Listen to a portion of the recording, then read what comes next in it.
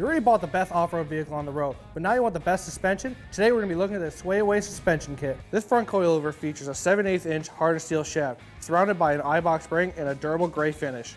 They are designed with an external reservoir that increases fluid capacity. This increase in capacity helps lower fluid temperatures, thus offering the ability to blast over rough terrain without experiencing shock fade. With the supplied spanner tool, you can adjust the ride height to achieve proper lift.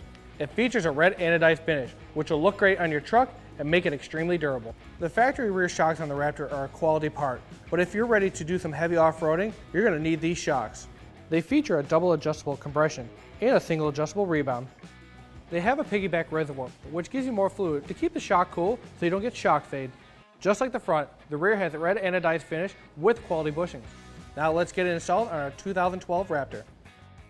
Tools needed for this installation: 1/2 inch torque wrench, 1/2 inch breaker bar, 1/2 inch ratchet, 1/4 inch ratchet, hammer, 1 1/16 socket, 10mm socket, 8mm socket, 5/16 socket, 18mm wrench, 15mm wrench, 14mm wrench, and an adjustable wrench.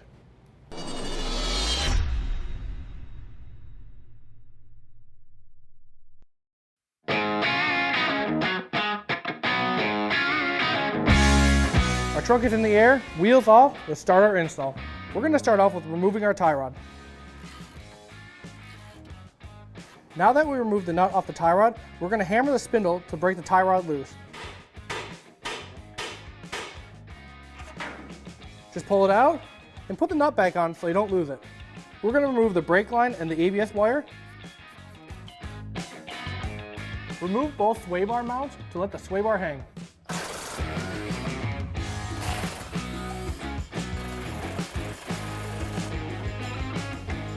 Now we're going to remove the control arm from the spindle. Loosen the nut halfway, hammer the spindle so the control arm breaks loose, then you can remove it. Now that we have the nut halfway, we're going to hammer the spindle to break the seal loose. Now remove the nut.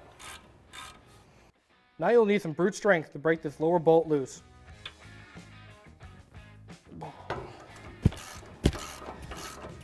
Before removing the lower bolt, remove the 3 15mm nuts.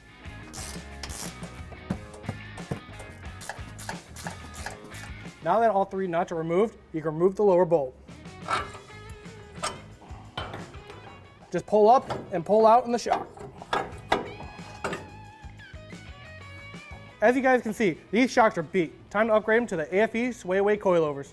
For these coilovers, there's a left and a right. For the passenger side, you want the fitting pointing towards the front. When installing the coilover, start from the top and then work yourself to the bottom. Work yourself to the bottom.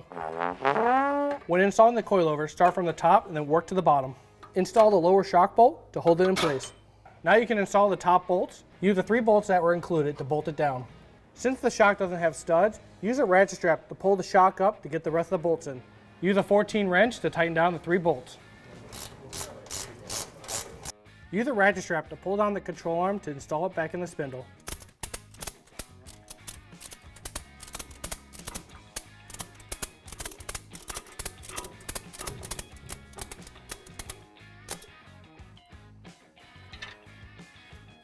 Tighten down the nut.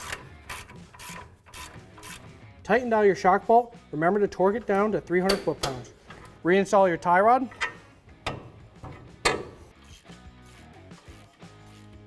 Reinstall your ABS and brake line bracket. A cool part about this kit is it gives you a bracket to mount the external reservoir onto the frame. The bracket mounts above the front tow hook. All you have to do is remove the back bolt, loosen the front one, and slide the bracket in.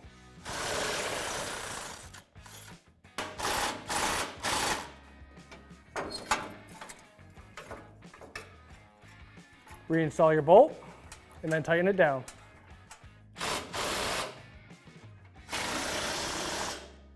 Before clamping the reservoir down, grab your isolator and put it on the back side of the reservoir, then clamp it down.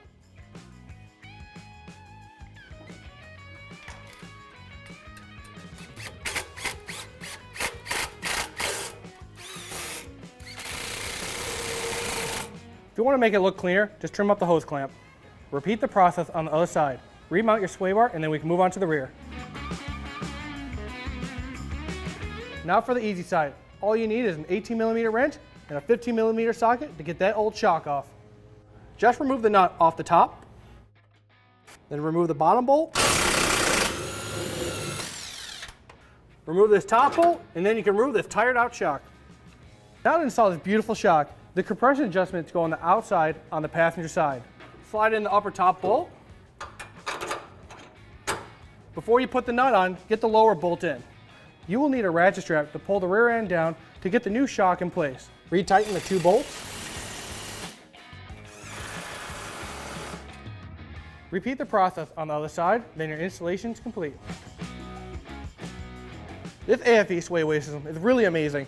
I can't wait to see how this thing performs, see what it does off-road with the bumps and the rough terrain. This installation will take about 4 to 5 hours. Have fun, keep on building, let's go jump this truck.